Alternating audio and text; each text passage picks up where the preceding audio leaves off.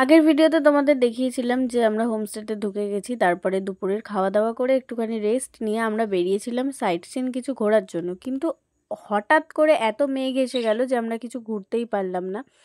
আর মা রাস্তাঘাটে এসব কুয়াশ দেখতে পেয়ে তুলছিল, মোটামুটি 4টে কুয়াশ তুলেও নিয়ে এসেছে। আর পাশের ওয়েদারটাই আর জায়গাগুলো তোমাদের সাথে আমি শেয়ার করলাম। আর তোমাদের কখনো সৌভাগ্য হয়েছে যে দার্জিলিং ঘুরতে গিয়ে তোমরা ফুটবল খেলা দেখেছো?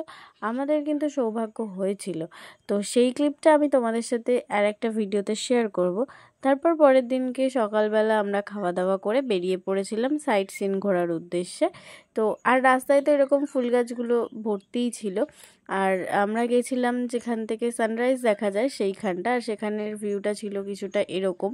আর যেহেতু হঠাৎ করে মেঘ এসে গেছিলো, তাই জন্য দূরের কিছু ভিউ আমরা দেখতে পাচ্ছিলাম না। কিছুক্ষণ দেখেছিলাম, তারপর আর দেখতে পাইনি। তো নেক্সট ভিডিওতে আবার আসছি।